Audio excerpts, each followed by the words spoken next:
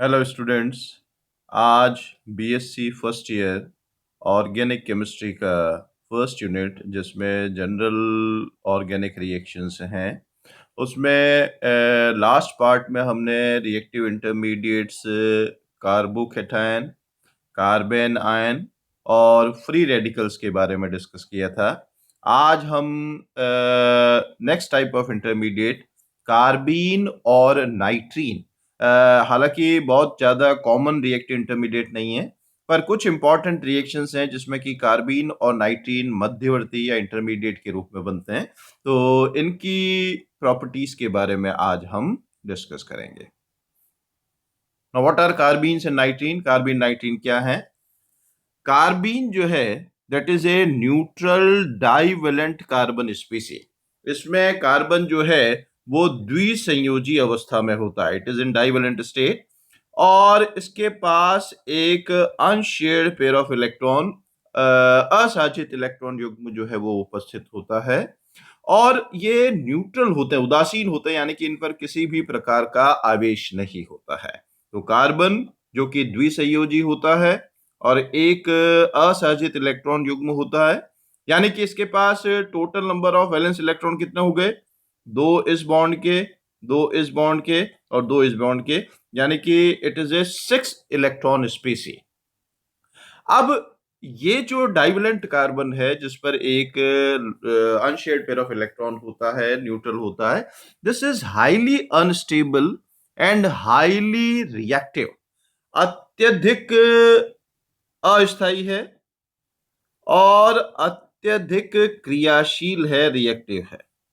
यानी कि इसका जो स्थायित्व है वो बहुत ही कम होता है और ये अत्यंत ही क्रियाशील होता है।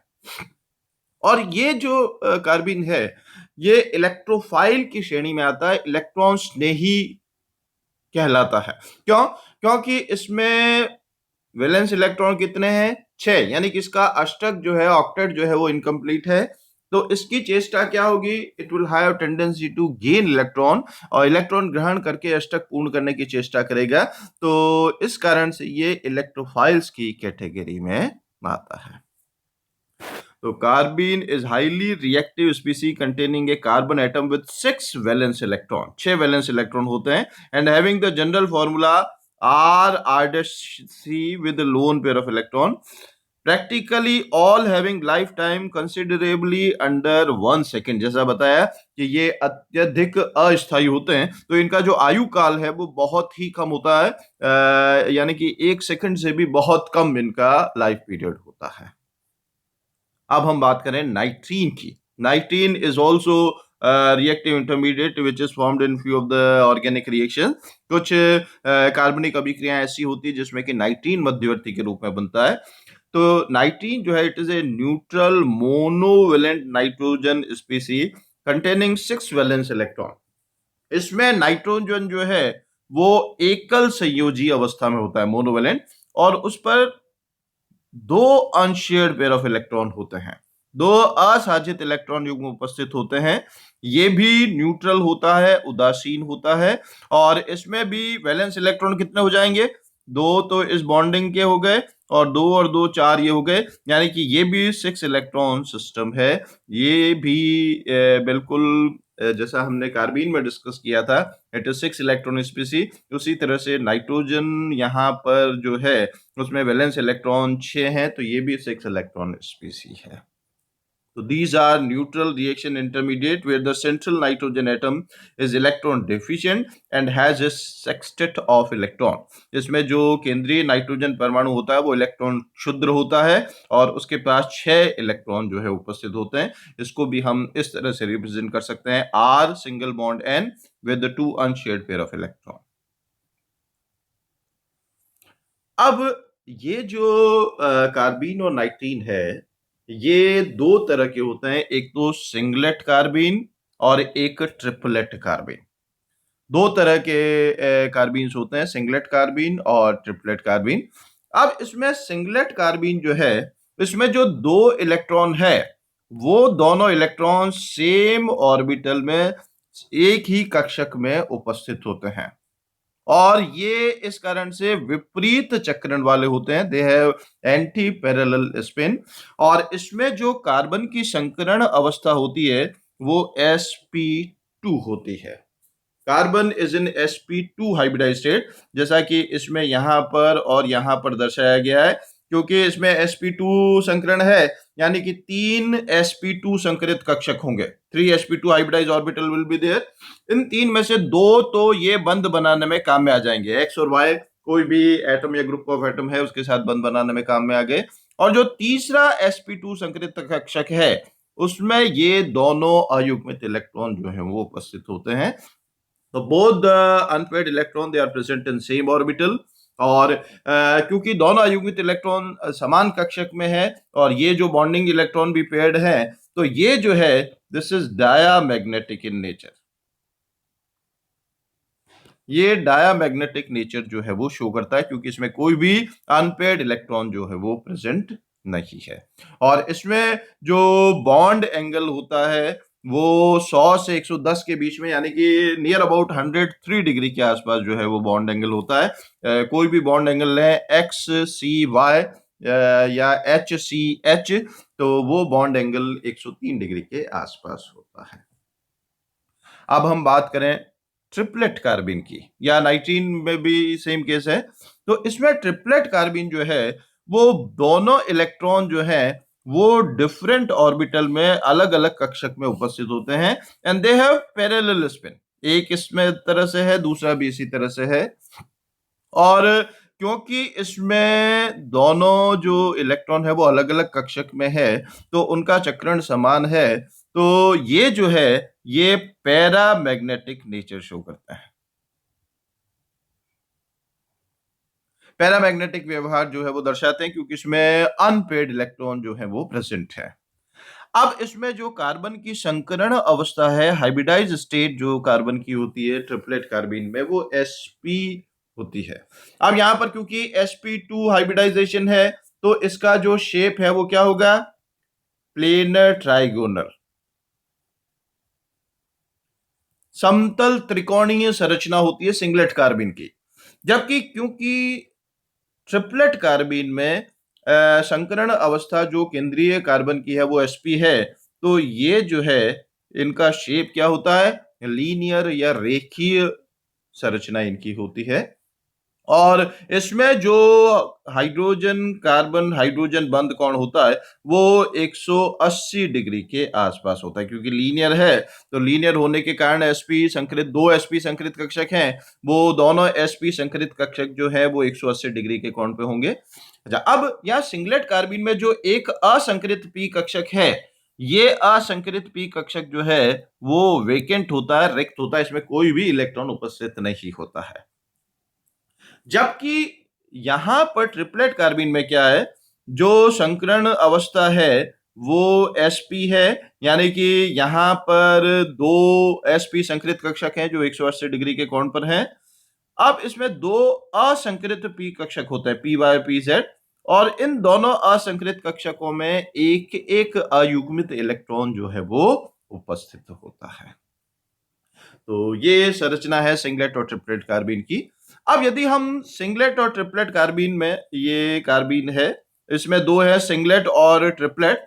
तो इन सिंगलेट और ट्रिपलेट में यदि हम स्टेबिलिटी की बात करें, तो स्टेबिलिटी में triplet carbene is more stable as compare to singlet carbene. Triplet carbene का स्थायित्व जो है वो अधिक होता है, त्रिक जो कार्बिन कहलाता है, ट्रिपलेट कार्बिन वो ज्यादा स्टेबल है। अब इसमें ज्यादा स्टेबल क्यों है, क्योंकि इसमें बंध कोण जो है वो 180 डिग्री है। तो इसमें जो रिपल्शन होगा, वो रिपल्शन जो है वो इलेक्ट्रॉन्स के बीच में रिलेटिवली कम होगा, और रिपल्शन कम है तो अपेक्षाकृत ये ज्यादा स्थायी होगा, मोर स्टेबल होगा। जबकि हम इसकी बात करें तो इसमें बंध कोण जो है वो 180 ना होकर के 103 डिग्री के आसपास है। तो इसमें इलेक्ट्रॉन जो है वो शेयर्ड इलेक्ट्रॉन रिलेटिवली क्लोज है, तो इसमें रिपल्शन अपेक्षाकृत थोड़ा ज्यादा होगा, तो ये रिलेटिवली कम स्थायी होता है, कम स्टेबल होता है। तो सिंगलेट और ट्रिपलेट कार्बीन में डिफरेंस क्या है? सिंगलेट कार्बीन में दोनों इलेक्ट्रॉन एक ही कक्षक में होते हैं, विपरीत चक्रण वाले होते हैं, जबकि ट्रिपलेट कार्बीन में दोनों इलेक्ट्रॉन अलग अलग कक्षक में होते हैं और पैरेलल स्पिन वाले होते हैं। इसमें सिंगलेट में कार्बन की संकीर्ण अवस्था sp2 होती है, जबकि ट्रिपलेट में कार्बन की संकीर्ण अवस्था sp होती है। ये प्लेनर ट्राइगोनल समतल त्रिकोणीय संरचना वाला होता है, जबकि ये रेखीय होता है। इसमें क्योंकि कोई भी अयुग्मित इलेक्ट्रॉन नहीं है सिंगलेट कार्बीन में, तो ये डायामैग्नेटिक नेचर शो करता है, जबकि इसमें दो अयुग्मित इलेक्ट्रॉन है तो ये पैरामैग्नेटिक नेचर जो है वो शो करता है। स्टेबिलिटी की बात करें तो स्टेबिलिटी जो है वो त्रिक या ट्रिपलेट कार्बीन की ज्यादा होती है as compare to singlet carbene.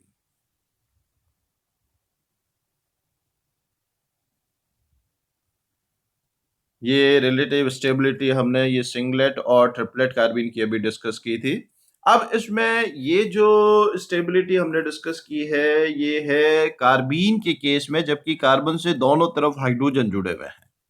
अब यदि कोई दूसरा कार्बीन हो जिसमें कि कार्बन पर एक असंरचित इलेक्ट्रॉन युग्म है, डाइवेलेंट हो, और उसमें यहाँ पर हाइड्रोजन की जगह ऑक्सीजन, नाइट्रोजन, सल्फर या हेलोजन जुड़े हुए हैं जो कि हाईली इलेक्ट्रोनेगेटिव हैं, तो उस केस में ये लोन पेयर ऑफ इलेक्ट्रॉन में एकाकी इलेक्ट्रॉन युग्म भी होता है, और एकाकी इलेक्ट्रॉन युग्म होने के कारण ये रिक्त कक्षक के साथ बैक बॉन्डिंग भी दर्शा सकते हैं।